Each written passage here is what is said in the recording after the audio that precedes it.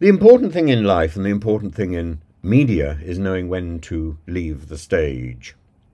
There are many instances of famous musicians who keep giving their final concert, and in the end it becomes a bit of a joke.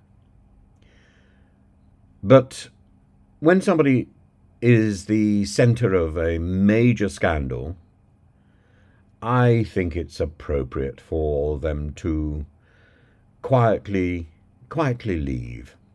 And the Huw Edwards story is pertinent. He's now resigned from the BBC on medical advice, and therefore the BBC will no longer be citing him as one of the people collecting the biggest salary for doing nothing. And maybe our focus will turn to the many other people who were injured and hurt in that scandal, rather than focusing on whether or not Huw Edwards had done anything criminal. That distinction between what is criminal and what is not criminal is, I think, fallacious. People do criminal things, and then, of course, they should definitely be removed. But there are other judgments about whether or not people live up to the expectations that we have. And if they don't, then it's probably appropriate for them to go. And this is much closer to the issue of Caesar's wife. I hope in today's world we wouldn't be getting rid of people simply because their reputation was tarnished by what people said, by gossip without any foundation.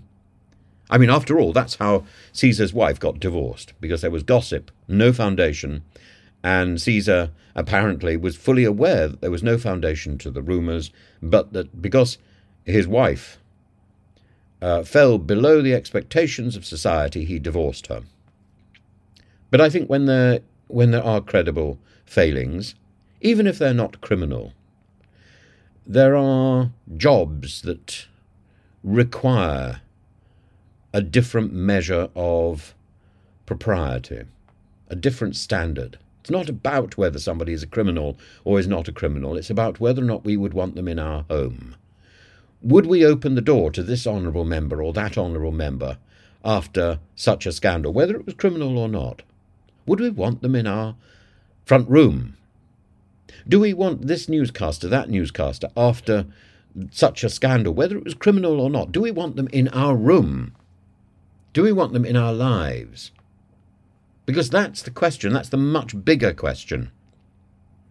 And it's so often in the media today queered by this other question about criminality and innocent until proven guilty. That's about a legal system. The other system is about whether or not we actually want to have these people in our lives. And there are times when you just think, I quietly want to remove myself from this situation. And while there is an opportunity, these people who are central characters in our lives, who take central roles in Parliament, who take central roles in the media, they have an opportunity to step sideways, and maybe they should have advice that they should step sooner rather than later.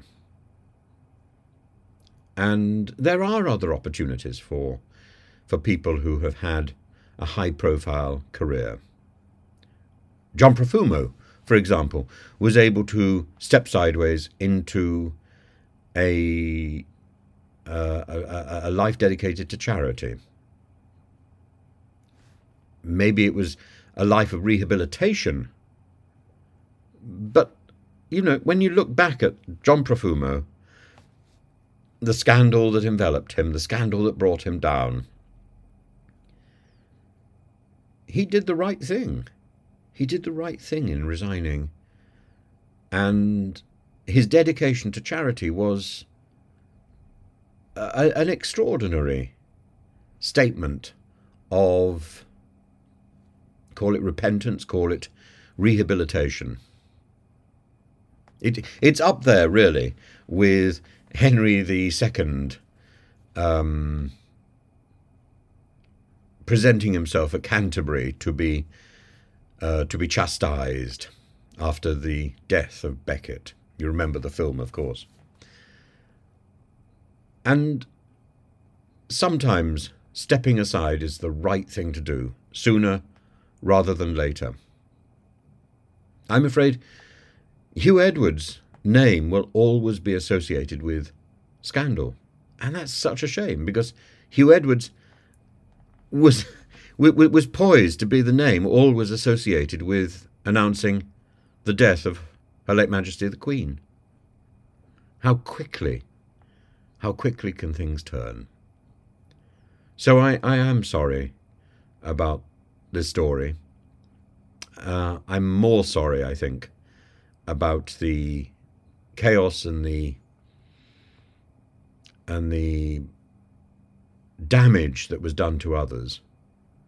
But I am still sorry about the loss of such an extraordinary talent as Huw Edwards. And I think we need a better system for dealing with, reporting, and discussing these issues in the future, because the Huw Edwards story is not going to be the last, is it?